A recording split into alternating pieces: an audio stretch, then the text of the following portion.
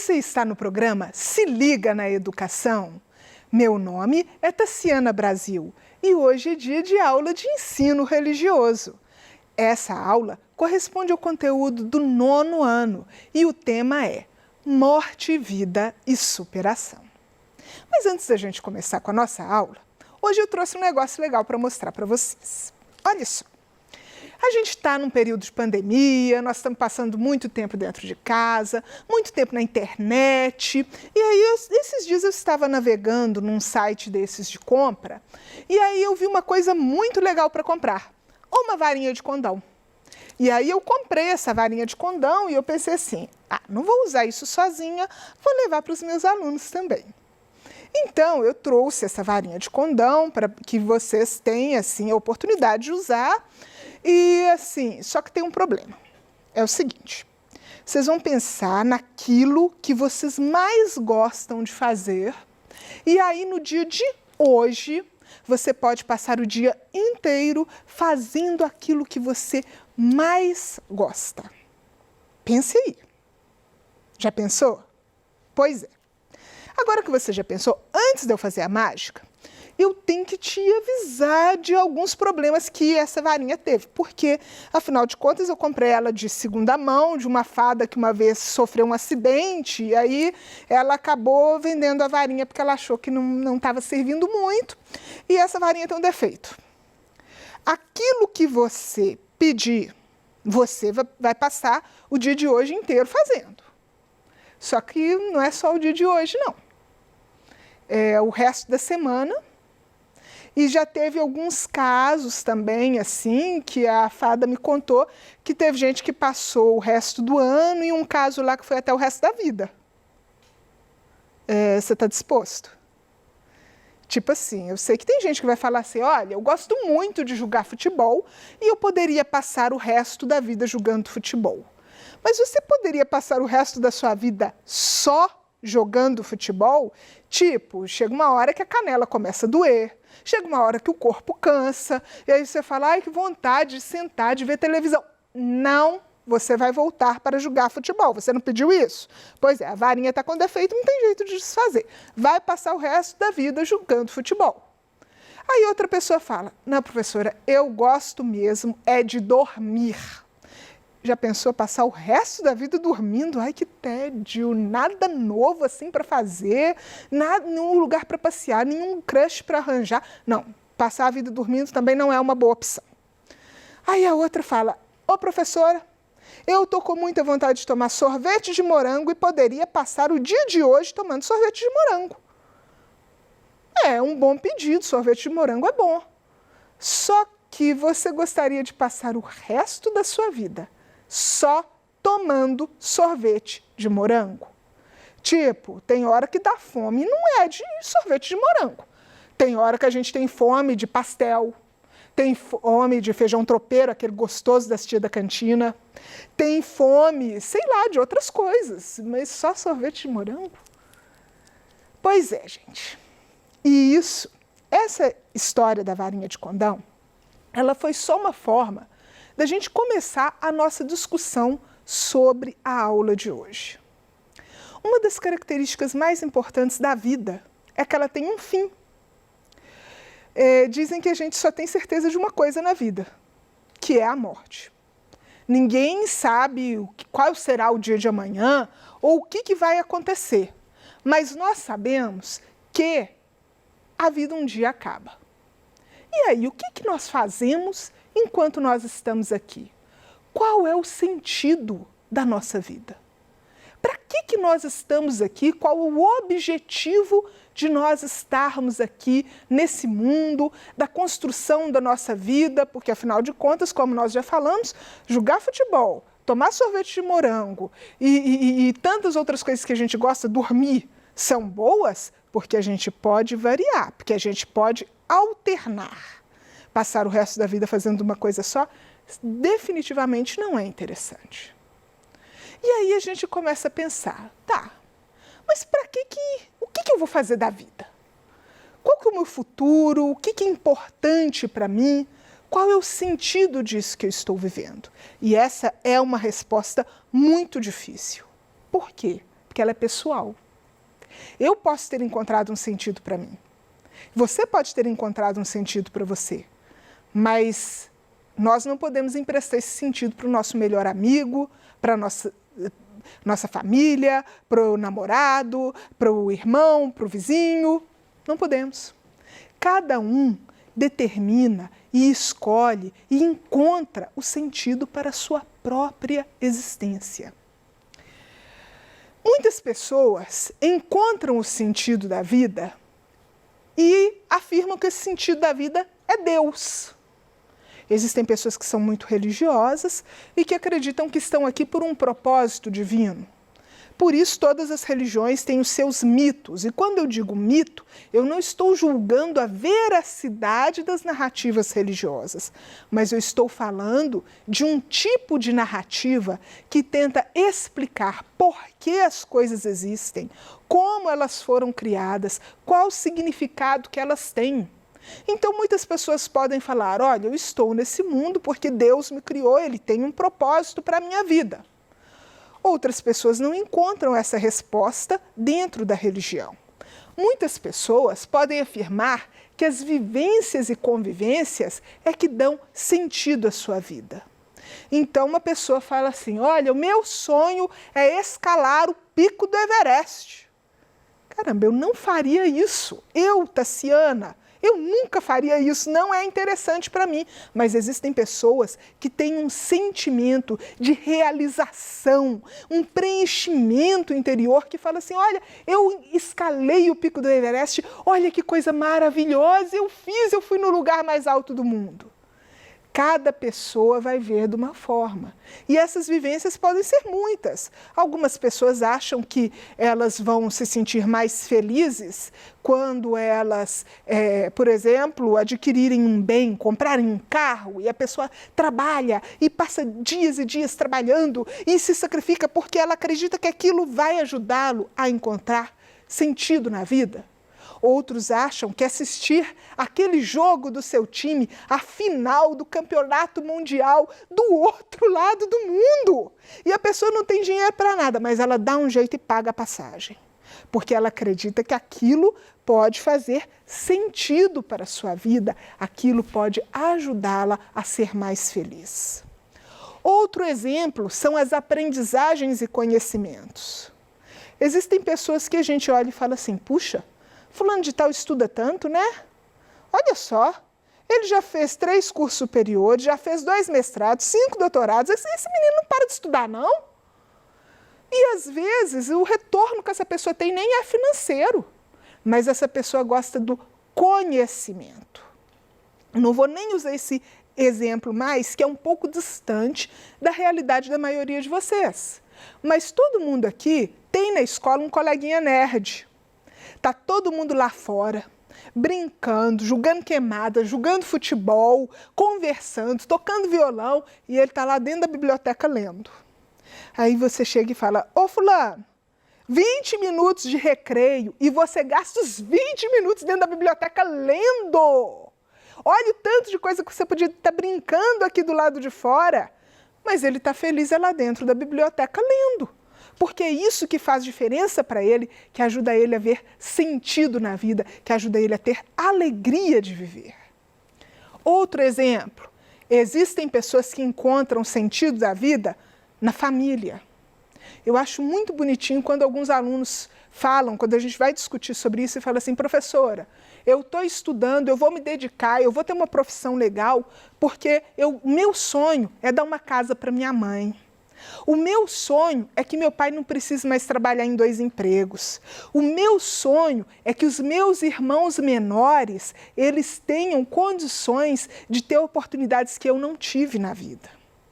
Ou às vezes aquela pessoa veio de uma família até que está todo mundo tranquilo financeiramente, não está com problema e pensa assim, mas eu estou trabalhando hoje porque o dia que eu tiver um filho, a vida dele vai ser melhor do que a minha. Ele vai ter escolas melhores, ele vai ter roupas melhores, ele vai poder passear mais. Então, são coisas que as pessoas fazem e que dão sentido à vida delas. Outras pessoas enxergam o sentido da vida no amor. E aí eu não estou falando só de namorar. Eu estou falando também do amor ao próximo, o amor às pessoas, de falar assim, olha, eu estou vendo pessoas sofrendo e eu não quero que as pessoas sofram, eu quero que as pessoas tenham a oportunidade de viver bem, de viver em paz, de serem felizes. Pessoas que têm amor aos animais e falam, olha, não quero mais ver nem cachorrinho nem gatinho abandonado na rua, vou fazer de tudo para que cada um encontre um lar, para que não sejam maltratados. Então, o amor pode ser também de outras formas. Existem pessoas que enxergam o sentido da vida no trabalho. E a pessoa sonhou a vida inteira em ter uma profissão. E aquela profissão realiza. Às vezes o salário não é lá essas coisas, mas a pessoa está firme naquela profissão porque ama o que faz. Às vezes a vida dessa pessoa é colocada em risco. Olha o que está acontecendo com os profissionais da saúde agora durante essa pandemia. Tantos médicos, enfermeiros e as pessoas que trabalham no hospital ali, atendentes, faxineiros, que estão com a vida em risco e às vezes não é só porque precisa trabalhar, não. Às vezes é porque ama as pessoas, ama a profissão e quer fazer o melhor, mesmo sabendo que a sua vida está em risco. E algumas pessoas encontram sentido lutando por uma causa. E esse lutar por uma causa pode ser qualquer causa. Defesa do meio ambiente, lutar para que a sua cidade tenha todas as ruas asfaltadas, lutar para que todas as famílias tenham a sua casa própria, lutar para que todas as pessoas tenham direitos iguais. Cada pessoa tem uma causa que poderia lutar e poderia considerar sua e que pode dar sentido à sua vida. Vamos continuar. Todas essas causas, elas são importantes porque a vida tem um limite. Lembra no início que eu falei com vocês? Tomar sorvete de morango o resto da vida? Por que não é bom? Porque você quer viver outras experiências. E a vida tem dois principais limites. Ela tem o limite do dia da morte, que todos nós sabemos que vamos para lá, não sabemos quando. E ela tem o limite do que a gente consegue fazer dentro desse tempo de vida. Porque a gente não consegue viver duas histórias ao mesmo tempo. Uma pessoa dificilmente vai conseguir na vida ter 2, 3 carreiras diferentes. Por exemplo, eu sou professora, mas eu também quero ser jogadora de basquete e também quero ser motorista de Fórmula 1. Gente, não dá. Não dá para uma pessoa ter tantas histórias dentro de uma vida só. Então, dentro desse limite da vida, o que eu posso fazer? Isso é a primeira coisa para a gente pensar sobre o propósito da nossa vida. Até o fim da minha vida, o que eu quero? Dentro do meu limite de tempo, de espaço, de possibilidades, o que eu gostaria de fazer? Essas duas perguntas são muito importantes. Mas existe uma outra pergunta, e é até bem engraçada. Olha só, aqui está o slide. A vida tem um limite. Olha o próximo slide. A vida tem mesmo um limite? E aí nós vamos falar de uma outra coisa muito interessante, que é o que boa parte das religiões ensina, que é a possibilidade de uma existência depois que a nossa existência nesse mundo acabar. Aqui nesse mundo nós somos limitados, mas muitas religiões ensinam que haverá uma existência eterna depois que nós acabarmos a nossa vida aqui, acabarmos a nossa carreira. E aí eu vou falar um pouquinho sobre o que as religiões ensinam. O primeiro modelo de vida após a morte que nós vamos falar é sobre a ressurreição. O que é ressurreição? A ressurreição é a crença de que a pessoa pode retornar à vida e comparecer diante de Deus num dia em que haverá um julgamento. Os bons serão recompensados, os maus serão punidos, mas a pessoa tem a capacidade de estar diante de Deus, não apenas espiritualmente, mas o seu corpo vai ser concedido novamente a essa pessoa. Mesmo ela já tendo morrido, ela de alguma maneira vai receber um corpo novamente e vai poder se apresentar a Deus. Quais religiões defendem isso? O cristianismo, O judaísmo e o islamismo são as principais religiões que defendem a crença na ressurreição. Para além disso, existe também a crença na reencarnação. O que seria a reencarnação?